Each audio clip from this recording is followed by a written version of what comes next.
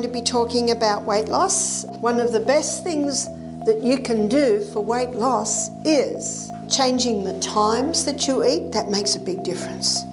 And changing the food you eat makes a huge difference. 63% of Australians are either overweight or obese.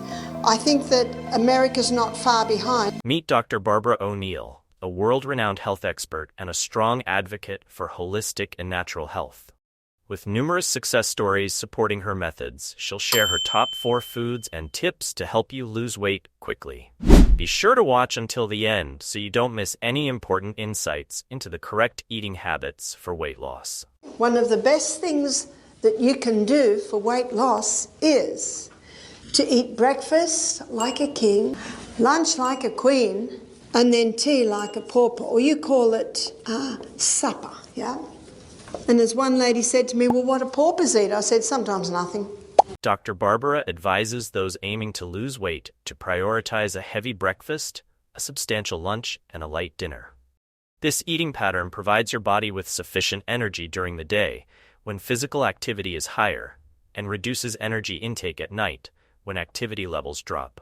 This approach helps minimize excess glucose in the body during periods of lower activity. What many people are doing today, they eat breakfast like the pauper, they eat lunch like the pauper, and the tea or the supper is the king and the queen together. Many people today consume heavy meals at dinner, but eating large meals at night, when activity levels are low, often leaves the body with excess glucose.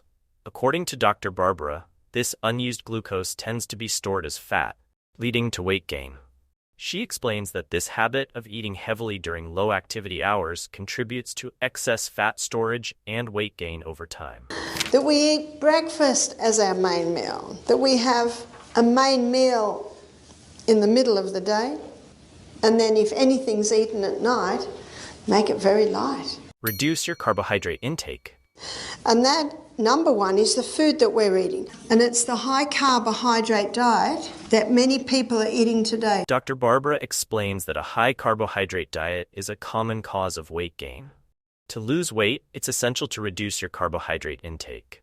Common foods high in carbohydrates include the following. So bread is very common.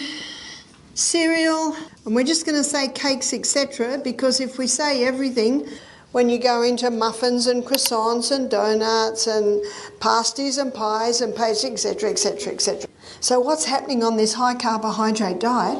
People have eliminated the fat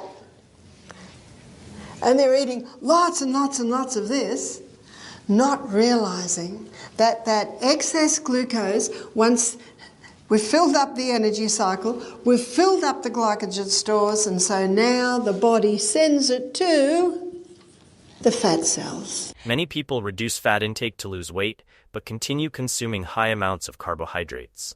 According to Dr. Barbara, excess glucose from a high carbohydrate diet is eventually stored in fat cells. This stored fat, which she describes as dangerous fat, often accumulates in areas like the thighs, hips, arms, and abdomen, and can even affect internal organs, putting them at risk. In fact, it's one of the most dangerous fats because what the body does is it stores it in the probably areas of the body that's not used a lot, maybe the arms, the belly, the hips, the thighs, and then when that gets filled up, then it starts to go to the internal organs, weighing them down. Dr. Barbara advises reducing the intake of wheat, especially hybridized varieties.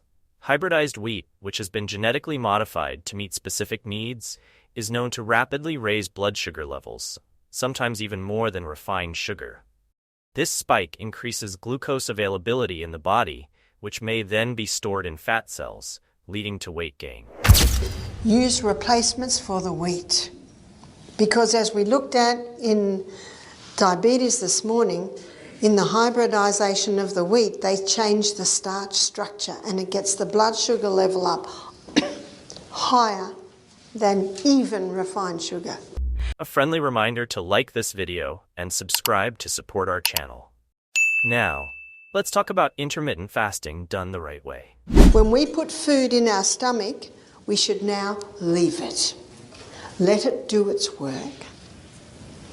After about an hour and a half, 2 hours, start sipping on some water. Then you don't water down your hydrochloric acid.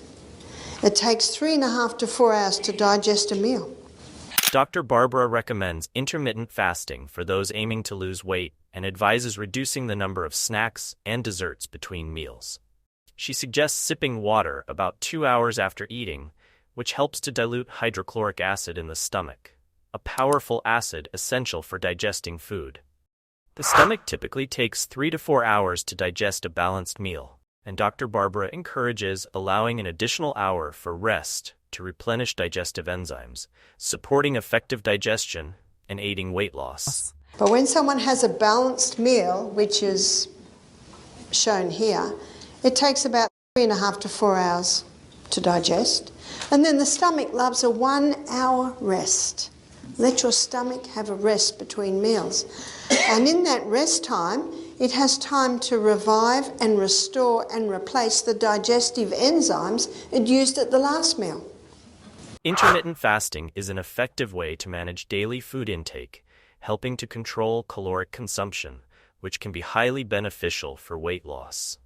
Also, note that a completely fat-free diet can be harmful. So what do you think about Barbara One-Ill's insights so far? Let's discuss right in the comments below, shall we? Fat is essential. The fat-free diet is a dangerous diet. There are fats that'll kill and there are fats that'll heal. And because there are some killer fats, they've all been dumped in the same basket.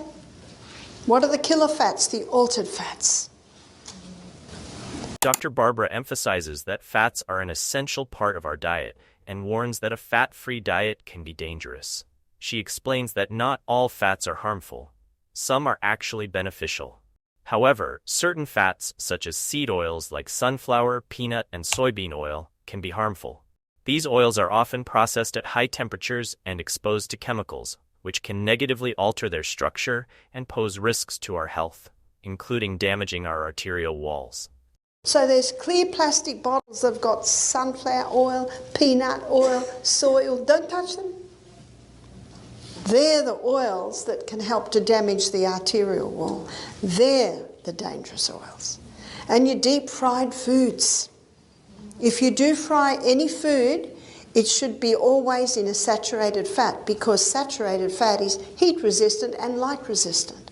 Dr. Barbara advises avoiding deep-fried foods, as they can be detrimental to our health and contribute to unwanted weight gain. If frying is necessary, she recommends using saturated fats or oils, as they are more heat and light resistant. Suitable options for frying include olive oil and coconut oil.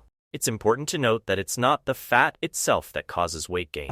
You see, it's not the fat that makes you fat. It's actually these refined carbohydrates. Now, carbohydrates are not bad. What a relief. We like them. The problem is when they're overdone and refined. That's the problem. When they're overdone and refined. Glucose burns at 4 calories per gram, while fats burn at 9 calories per gram. This means that a fat-based diet provides more available energy in the form of calories compared to glucose. Is that glucose burns at 4 calories per gram, whereas fat, it burns at 9 calories per gram. It's important to ensure we don't consume more calories than we need, as this can lead to the body storing excess calories as fat. But what the people don't understand is what a calorie is. Calorie is a unit of energy. And if you want a high energy food, what do you eat? Fat. It's going to give you more than twice the units of energy compared to glucose. But if you're eating more calories than you can burn, yes, it's going to be stored. A balanced diet is essential when trying to lose weight, and moderation is key in any food choices we make. Please share your thoughts or habits in the comments so we can all learn from your experiences.